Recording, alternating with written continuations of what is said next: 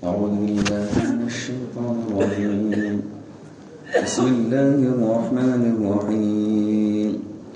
والضحى والليل إذا سجى ما ودعك ربك وما قلى وللآخرة خير لك من الأولى ولسوف يعطيك ربك فترضى ألم يجدك يتيما فآوى ووجدك ضالا فهدى ووجدك عائلا فأغنى فأما اليتيم فلا تقهر وأما السائل فلا تنهر وأما بنعمة ربك فحدث.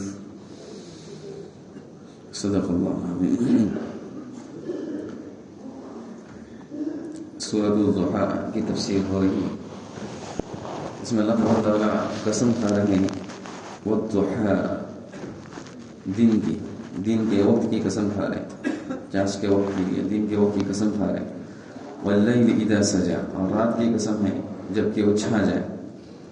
ما ودعک ربک وما قلی، آپ کے رب نے نہ آپ کو چھوڑا ہے نہ آپ سے ناراض ہے. آپ کے رب نے نہ آپ کو چھوڑا ہے نہ ناراض ہے. وَلَلْآخِرَةُ خَيْرٌ لَكَ مِنَ الْأُولَى، بعد میں جو زندگی آ رہی ہیں وہ تمہارے لیے پہلی زندگی سے بہتر ہے. بعد میں جو حالات اور زندگی آئیں گی وہ تمہارے لیے پہلے حالات اور زندگی سے بہتر ہے. وَلَسَوْفَ يُعْطِيكَ رَبُّكَ فَتَرْضَى، اور ان قریب آپ کا رب اتنی چیزیں آپ کو عطا کرے گا جس سے آپ خوش ہو جاؤ گے. الم یجدک یتیما فآوی، کیا آپ کے رب نے آپ کو یتیم نہیں پایا کہ ٹھکانہ دیا. ووجدک ضالا فہدی، اور آپ کو راستے سے ناواقف پایا تو آپ کی رہنمائی فرمائی. ووجدک ضالا فہدی، آپ کو راستے سے ناواقف پایا تو آپ کو راہ دکھائے. ووجدک عائلا فاغنی، اور آپ کو محتاج پایا تو اللہ نے آپ کو بے نیاز کر دیا. فاما الیتیم فلا تخاف، بس یتیم کو ڈانٹو مت. یتیم جس کے باپ کا انتقال ہو گیا ہے بالغ ہونے سے پہلے ہی، اس بچے کو تم ڈانٹو مت. واما السائل فلا تنہر، مانگنے والوں کو جھڑکاؤ مت، مانگنے والے کو جھڑکاؤ مت. وَأَمَّا بِنِعْمَةِ رَبِّكَ فَحَدِّثْ، اور اپنی رب کی نعمت کو بیان کرو. آپ کے اوپر اللہ کی طرف سے جو کچھ نعمت ہوئی ہے اس کا تذکرہ لوگوں سے کرو.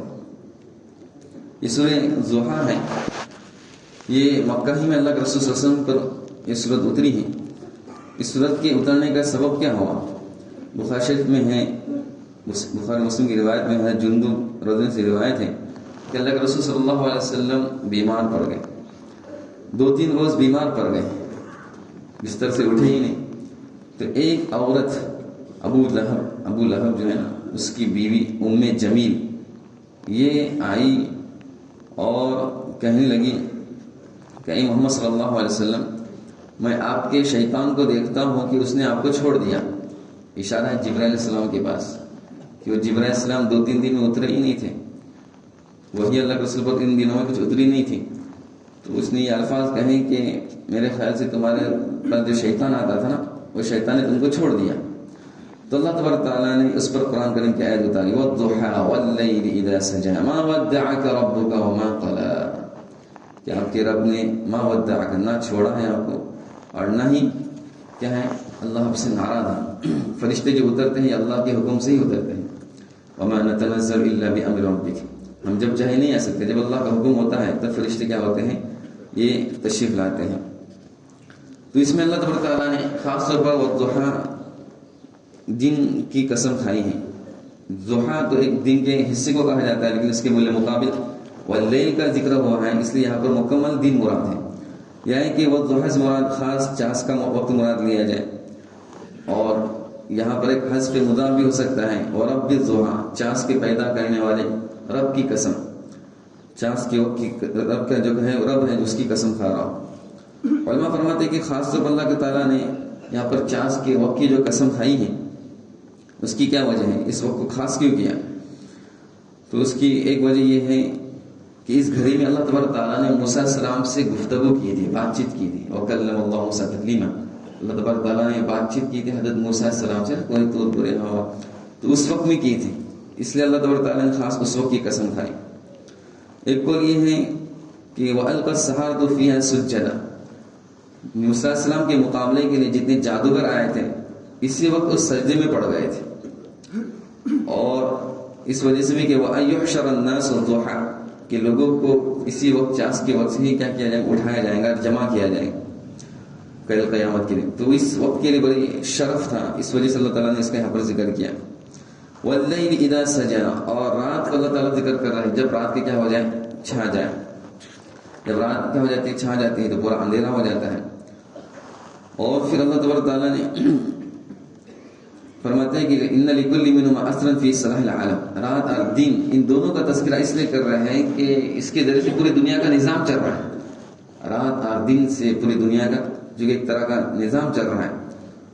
اور دن کو اللہ نے پہلے ذکر کیا، رات کو بعد میں ذکر کیا یہاں پر کہ دن کی رات پر فضیلت ہے.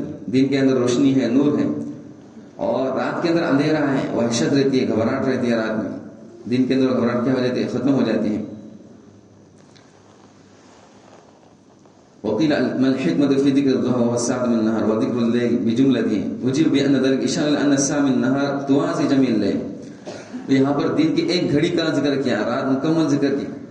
دن کا ایک حصہ ذکر کیا اور رات مکمل ذکر کی کہ بسا اوقات دن کے ایک وقت تھوڑی گھڑی پوری رات سے کیا رہتی ہے، بہتر رہتی ہے.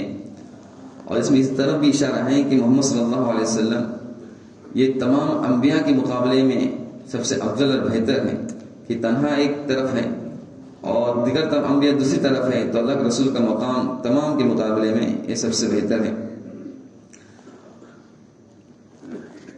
وَمَا وَدَّعَكَ رَبُّكَ وَمَا قَلَىٰ آپ کے رب نے نہ آپ کو چھوڑا ہے اور نہ ہی آپ سے اللہ تعالیٰ کیا ہے، ناراض ہے، غصہ ہے.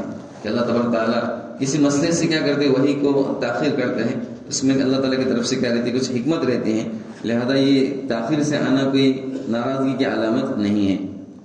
وَلَسَوْفَ يُعْطِيكَ رَبُّكَ فَتَرْضَىٰ آپ کا رب عنقریب وَلَلْآخِرَةُ خَيْرٌ لَكَ مِنَ الْأُولَىٰ اور کہہ رہے ہیں کہ بعد کے جو حالات آنے والے، فی الحال اللہ کے رسول صلی اللہ علیہ وسلم جس حالت میں تھے کہ پورے کفار مکہ مشرکین آپ کی مخالفت کرتے تھے، آپ کی عداوت اور دشمنی کے اندر اترے ہوئے تھے، تو اس سے گھبرانے کی ضرورت نہیں ہے.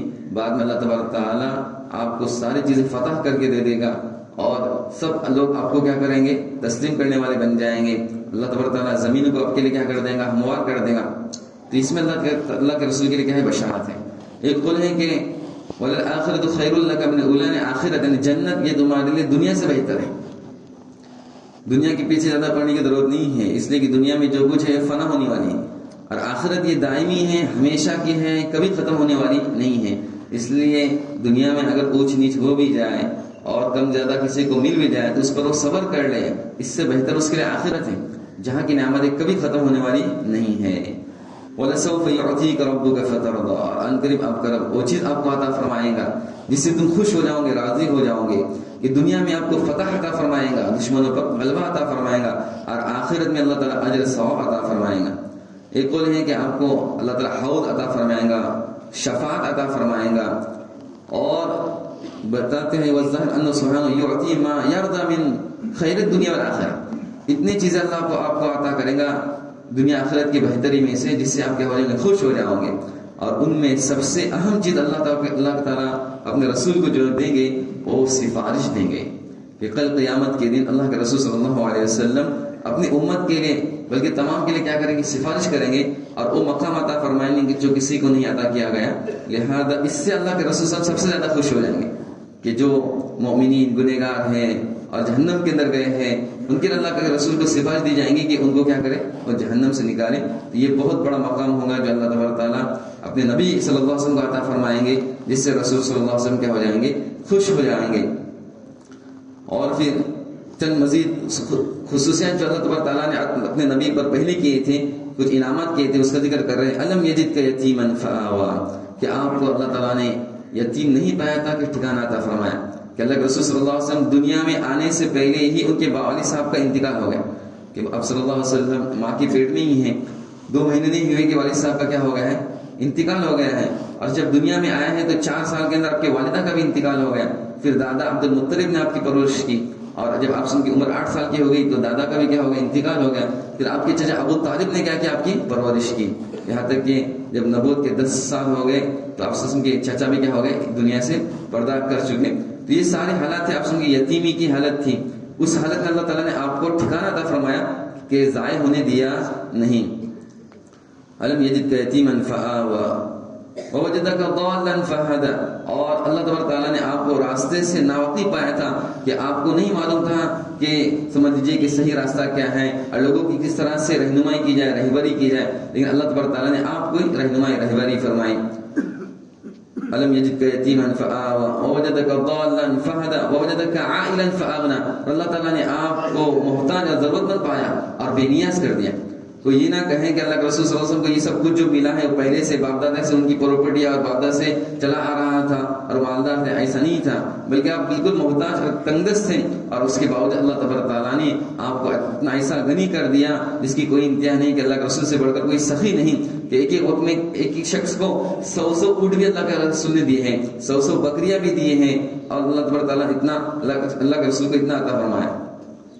فَأَمَّا الْيَتِيمَ فَلَا تَقْهَرْ. پھر آخر میں فرماتے ہیں کہ دیکھو جو تم پر احسانات ہوئے اب تم لوگوں پر بھی احسان کرو، کہ تم بھی یتیم تھے تو اب اس نعمت کا اظہار اس طرح کرو کہ تم دوسرے یتیموں کو دھتکاڑو مت اور دوسروں کو ڈانٹو ڈپکو مت، بلکہ ان کے ساتھ پیار محبت سے پیش آؤ. پھر اللہ کے رسول کی فضائل بیان کی کہ جو یتیم کی پرورش کرتا ہے میں اور وہ شخص جنت میں اس طرح سے ہے. پھر اللہ کے رسول نے شہادت کیا اور بیچ کی انگلی کو ملایا اور کہا کہ اس طرح سے میں کیا جنت کے اس کے ساتھ ہوں. فَأَمَّا الْيَتِيمَ فَلَا تَقْهَرْ وَأَمَّا السَّائِلَ فَلَا تَنْهَرْ. اور جو مانگنے والا ہے یہ رہے کہ اس کو تم جھڑکارو مت.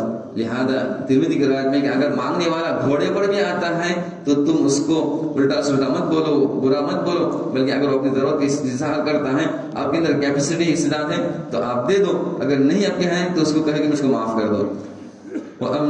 اور سے آخر میں فرما وَأَمَّا بِنِعْمَةِ رَبِّكَ فَحَدِّثْ. آپ کے اوپر آپ کی رب کی جو کچھ نعمتیں ہوئی ہیں اس کو کیا کرو، بیان کرو. لہذا یہ مطلب نہیں کہ سمجھ لیجیے کہ آدمی اپنے مال کا دکھلاوا کرے، بلکہ سمجھ لیجیے کہ جو کچھ اگر کسی کو دے رہا ہے تو اللہ تعالیٰ کی طرف سے اس کو جو مال ملا ہے اس کا کیا کر رہا ہے، ایک طرح وہ اظہار کر رہا ہے. تو اس طرح اظہار کرنے میں حرج نہیں ہے. اور اس طرح لوگوں کا ان پر کچھ سمجھ لیجیے کہ انعام ہوتا ہے تو اس کا لوگوں پر کیا ادا کیا جائے، لوگوں کا شکر ادا کیا جائے. غرض کہ اللہ نے آپ کے اوپر جو کچھ نعمت عطا فرمائی ہے تو ان کا تم کیا کرو، اظہار کرو، اس پر اللہ تعالیٰ کا شکر ادا کرو. ایک صحابی کو اللہ کے رسول نے دیکھا کہ پراگندہ حال بال کے اندر تھے، بکھرے ہوئے بال تھے اور پھٹے پرانے کپڑے تھے. کہا کہ تیرے پاس کچھ مال ہے کہ نہیں؟ کہا کہ ہر طرح کا مال ہے میرے پاس. پھر اللہ کے رسول نے فرمایا جب اللہ نے تجھ کو مال دیا ہے فَلْيُرُ عَلَيْكَ، کہ وہ مال تجھ پر دکھنا چاہیے کہ تو اتنا پھٹا پرانا کپڑا پہن رہا ہے اور ایسا پراگندہ حال رہ رہا ہے کہ تو کچھ بھکاری لگ رہا ہے. لہذا ایسی کیفیت مت بناؤ. اگر اللہ نے آپ کو مال دیا ہے تو اچھی کنڈیشن کے اندر رہو تاکہ کوئی ضرورت مند تم سے آگے سوال کرے، نہ ہے کہ تم کو کچھ لا کے دے دے، بلکہ ایسا رہو کہ تم دوسرے کی ضرورت اور حاجت کو کیا کرو، پورا کر سکو. لہذا جو بخیل اور کنجوس رہتا ہے وہ اپنے مال کو چھپاتا ہے، بالکل ظاہر نہیں کرتا اور کسی کو کچھ پتہ ہونے دیتا نہیں. اور جو مجھے سخی ہوتا ہے وہ مال کا اظہار کرتا ہے، دوسروں کے سامنے ظاہر کرتا ہے تاکہ لوگ اس سے ضرورت مند آئے اور اپنی ضرورتوں کو کیا کرے، اس سے لے کے چلے جائیں. بس یہ جو کچھ اللہ کی طرف سے نعمتیں ہوئی ہیں اس کا اظہار کرنے میں فخر اور دکھلاوا کے بغیر ظاہر کرنے میں حرج نہیں ہے. اللہ تعالیٰ کی توفیق عطا فرمائے. وآخر الحمدللہ. کسی کا سوال ہے تو کر سکتے ہیں.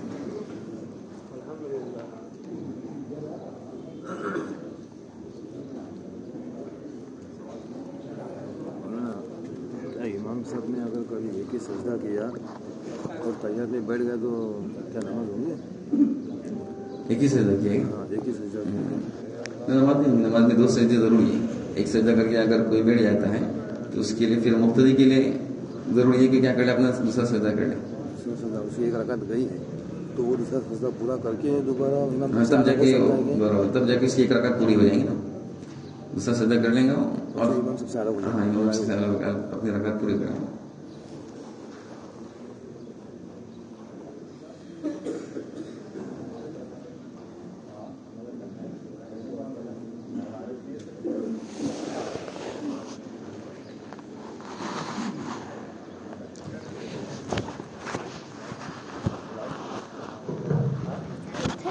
40 है ये कुछ पढ़ने का